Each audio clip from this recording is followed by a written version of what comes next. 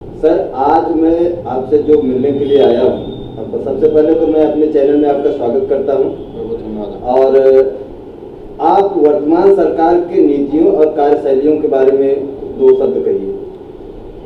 देखिए, सबसे पहले आप सभी पत्रकार बंधुओं का मैं धन्यवाद ज्ञापित करता हूँ कि आपने इस विषय पे बात करने के लिए यहाँ पर आप लोग आए हैं जनपद जौनपुर में। जैसे कि आपने कहा कि सरकार की नीतियों के बारे में क्या कहना है।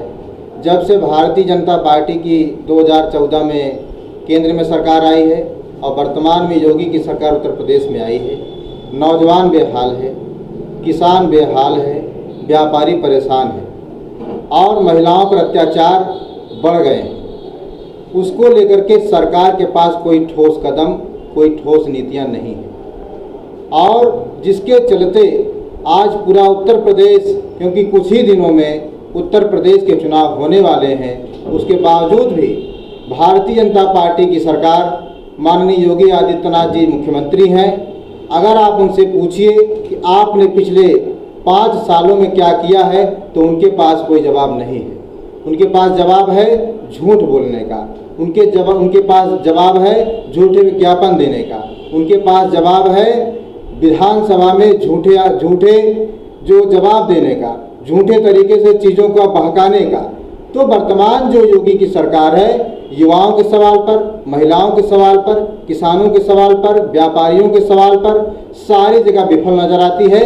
और जो महत्वपूर्ण बात किसी भी शासन को चलाने की होती है सामाजिक सुरक्षा और कानून व्यवस्था, उसमें पूरी तरीके से योगी जी की सरकार विफल हो गई है।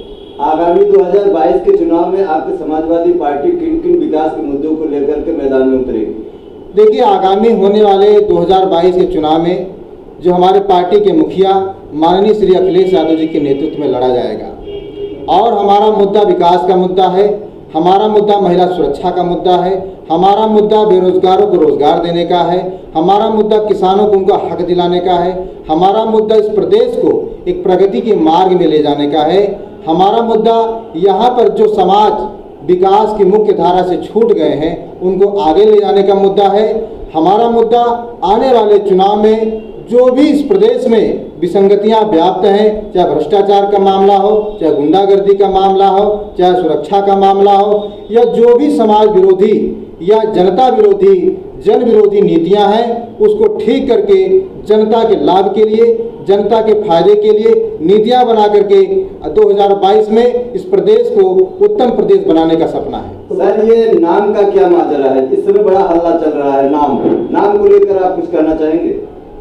नाम को लेकर के देखिए, इस सरकार ने, इसके पहले भी कुछ सरकारों ने नाम बदलने का जो परंपरा शुरू हुई, लेकिन इस सरकार ने जो नाम बदला उसमें इनका कोई विशेष मतलब नहीं, केवल धार्मिक भावना को जो भड़काने के लिए है। पूर्वांचल के कार्यक्रम में पूर्व सीएम अखिलेश यादव जी ने ये ऐलान किया था कि इस बार वो सभी सीटों पर विजय हासिल कर रहे हैं।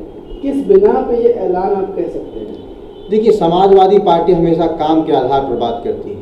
समाजवादी पार्टी ने यहाँ पर, अगर आप पत्रकार बंधु आप जानते होंगे, चाहे समाजवादी पेंशन हो, बेरोजगारी भत्ता हो, कन्या विद्याधन हो, शिक्षा मित्रों को फायदा पहुँचाना हो, नौकरियाँ देना हो, हर सेक्टर में समाजवादी पार्टी ने नौकरी दिया और लोगों ने समाजवादी सरकार को आज भी याद करते हैं कि समाजवादी पार्टी की सरकार जब थी तो हमारा प्रदेश खुशहाल था।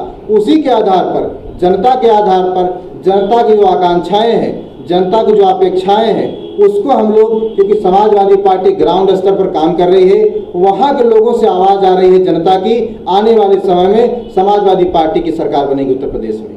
जैसे कि आप एक यूथ है और आज का यूथ समाजवादी को किस रूप में देख रहा है?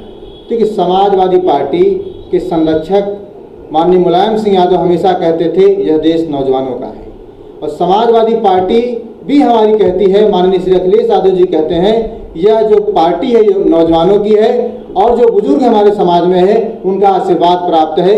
उनके अनुभव को लेकर के नौजवान अपनी ऊर्जा शक्ति को लेकर के, नौजवान अपनी इच्छा शक्ति को लेकर के इस प्रदेश को खुशहाल बनाने के लिए अपनी कमर कस चुका है। आने वाले समय में जो युवा है, हमारे बुजुर्गों का आशीर्वाद लेकर के, उनका जो अनुभव है उसको लेकर के प्रदेश को उत्तम प्रदेश बनाने के लिए हम लोग कटिबद्ध हैं।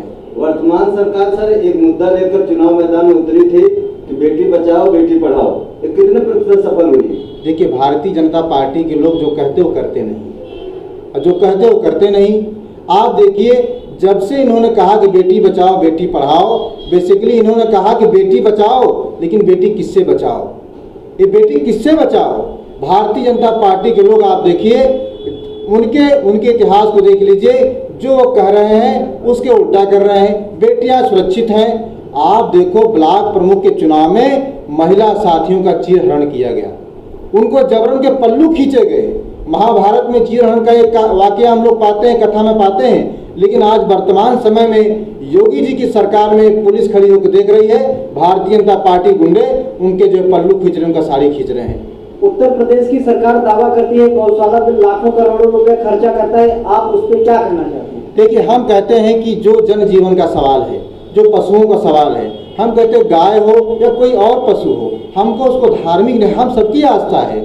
हम लोग गाय का दूध पीते हैं, गाय का सम्मान करते हैं, लेकिन कुछ रिलीजन से जोड़ करके उसको देखा जाना चाहिए। मुझे लगता है कि इस तरीके की बात नहीं करनी चाहिए कि किसी भी पशु को किसी रिलीजन से जोड़ा जाए, क्योंकि गाय को हम सब सम्मान करते हैं। हमारे शास्त्रों में लिखा गया है, वेद में लिखा गया है, पुराण में लिखा गया है कि गाय की सब लोग पूजा करते थे और आज भी करते हैं लोग, आज भी सम्मान करते हैं लोग। लेकिन आप किसी धर्म से न जोड़े उसको कि आप उसके ठेकेदार बन जाओ। ठेकेदार बनने में समस्या हमको है। किसी भी चीज़ को आप कहिए, भाई देखिए, धार्मिक आस्था के साथ किसी को खिलवाड़ करने का भारतीय संविधान इजाजत नहीं देता है। इसलिए हमको उससे बचना चाहिए, बार बार बचना चाहिए। सर, चलते चलते हमारे चैनल के माध्यम से जनता को क्या संदेश देना चाहेंगे? देखिए, जनता को संदेश देना चाहता हूं कि आप इस सरकार को देख लिए। लोग कहते थे भाजपा की सरकार आएगी, अच्छे दिन आएंगे, उनको गुमराह किया गया, उनको बहकाया गया। लेकिन अब उत्तर प्रदेश की जनता बहकने वाली नहीं है। इन्होंने खुद अनुभव करके देख लिया गया। कहने प्रत्यक्षम किम प्रमाणम, कि प्रत्यक्ष का कोई प्रमाण नहीं होता है। पहले उन्होंने किताबों में पढ़ा कि भारतीय जनता पार्टी की सरकार आएगी तो हम हमारे लिए अच्छा काम करेगी, लेकिन इन्होंने देख लिया कोरोना महामारी में इन्होंने जो त्रासदी लाई नोटबंदी को लेकर के, इन्होंने जो त्रासदी लाई कोरोना में, जिस तरीके से व्यवस्था अस्पतालों में फैली। हम सब लोग गांव में रहते हैं, हम लोग देखते हैं किस तरीके से ऑक्सीजन नहीं मिली लोगों को, लोग मर गए। लेकिन इनको क्या है, इनको हिंदू पे वोट मांगना है। भैया, हिंदू भी मरे, मुसलमान भी मरे, सब लोग मरे। हम तो कहते हैं मानवता मरी, मानवता मरी इस कोरोना काल में। आप किसी धर्म जाति से न जोड़ें। इसलिए पूरी तरीके से सरकार विफल रही कानून व्यवस्था के आधार पर, सुरक्षा के सवाल पर, स्वास्थ्य व्यवस्था के सवाल पर, सारी जगह फेल हो गए। अब इनके पास देखिए किस तरीके से जनता आएंगे, लोगों को बहकाएंगे। लेकिन मैं कहना चाहता हूं, आने वाले समय में उत्तर प्रदेश की जनता समझ चुकी है और माननीय श्री अखिलेश यादव जी को इस प्रदेश का मुखिया बनाने के लिए, इस प्रदेश का मुख्यमंत्री बनाने के लिए पूरी तरीके से कटिबद्ध है। जाते जाते सर, मैं आपको यह कहना चाहता हूं कि 2022 में समाजवादी पार्टी कितनी सीट ला रही है? देखिए, समाजवादी पार्टी के राष्ट्रीय अध्यक्ष माननीय अखिलेश यादव जी ने ऑलरेडी इस चीज़ को कह दिया है। मुझे लगता है कि हम बार बार किसी चीज़ को नहीं कहना चाहते, लेकिन हम इतना आपको याद दिलाना चाहते हैं, माननीय श्री अखिलेश यादव जी के नेतृत्व में उत्तर प्रदेश की सरकार बनेगी।